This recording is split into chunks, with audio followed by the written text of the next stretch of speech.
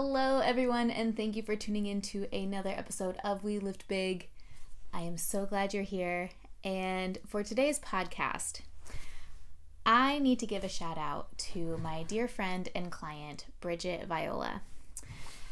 She was asking me how I have a relationship with food and what pieces of advice I would give to someone who is either developing a relationship with food or is struggling with their relationship with food, and just what tips and tricks I have for having a better relationship with what we eat on a daily basis.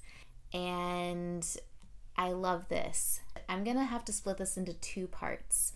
Today's part is going to be all about the 3 characteristics I honed in that I think really come together to form a good relationship with food, the most positive relationship with food. And next week I'm going to be diving into my story and my food journey, which I wanted to share with you today. And just in writing the script, I realized there is so much to say, so much that I want to say about my food journey that spans over the past 13 years, and I just need more time to write it out. And so what I wanted to leave you all today is with, again, the 3 things that I think form the best relationship with food that we can have.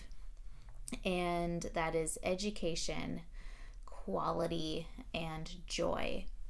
Starting off with education, as I look back on my food journey, I'll call it, there was a lot of times in that journey where I was eating certain things, but I didn't understand what they were doing to my body. There was just, okay, I know fruit's healthy. Like, let me have this fruit smoothie and a giant cookie for lunch, which is in reference to my podcast next week.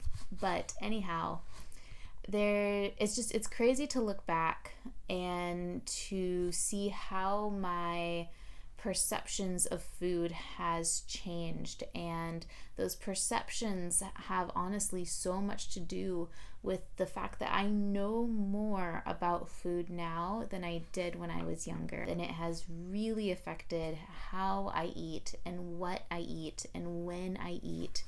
And I think knowing, the more you know, the more you can target your diet, hone in the foods that you want to eat, and have that as really a base level of your relationship with food. It's just like when you're dating a person. You want to know as much as you can about that person to know if they're going to be a good fit for your life. And so in the same way, you want to have an extensive knowledge about food in general. There are so many resources out there. And so what I'm going to do is I'm going to put a bunch of my favorite resources down below, and the resources that I have found to be honest. I will mention 2 of my favorite names right now are Max Lugavere and Ben Greenfield. They're probably 2 of my favorite people just in terms of nutrition knowledge, and there's so many more, but I'm going to link them down below. And so please check those out.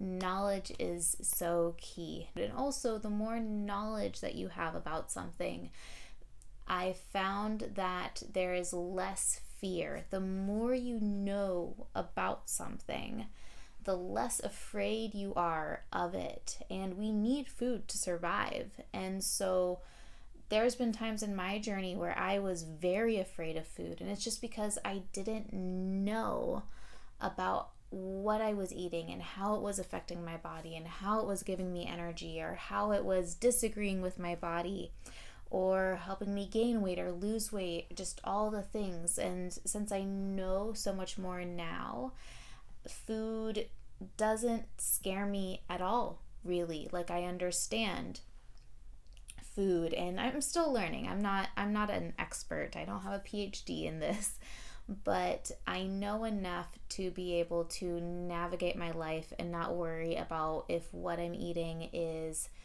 negatively affecting me. Like if I'm going to make bad food choices, I know that I'm making bad food choices. And if I'm making good choices, then I know they're good choices and I know how they're serving my body. And so education is so important. Diving into the quality, and this is just basically saying things are always going to be the best at their source. And so for food, that is whole foods. To me, what makes a food a quality food over a non-quality food is the amount that it has been processed. And I'm not saying that I am someone who eats purely whole foods. Like I do eat things that are processed. But with that being said, the more that I can stick to whole foods, like whole fruits and vegetables, meat, fish, tree nuts, I have found that that is when I feel my best. And I am all for forming a relationship with food that makes me feel my best. The better my body tends to feel, and the more that I want to focus on those things that make me feel good and bring me joy, which, coming into our third element, joy. And so diving again back into my food journey, one of the largest elements that has stood out to me is how much I struggle to find joy in food. I think part of that was just how the nature of my journey. I battled anorexia. I went through a period where I couldn't eat a lot of foods, where I had developed an autoimmune disease that made me unable to eat a lot of different foods. And so in those times, I did not necessarily enjoy food. I think I've tended to see food as more of a tool than actually finding joy in food, and seeing food as something that needs to be structured and manipulated and formed in ways that are going to create the best diet. I would say in the past few years that I really started to kind of reshape my feelings around food, and that including learning how to really enjoy tastes, enjoy textures, enjoy spices. And this doesn't mean going off the rocker. I still want to choose foods that I know are good for me, that I know are good quality, but I've really allowed myself to become more experimental and try different types of foods. All of these different ways to find the fun in food, because it's true, like just because you're eating super healthy. And so with any relationship, you can have the working parts and you can have the right space and time and environment, but if you don't take the time to really enjoy and be in the moment of where you're at, then that relationship tends to degrade over time because there's no fire. And I think that fire, that spark in the relationship also needs to be in how we eat. And so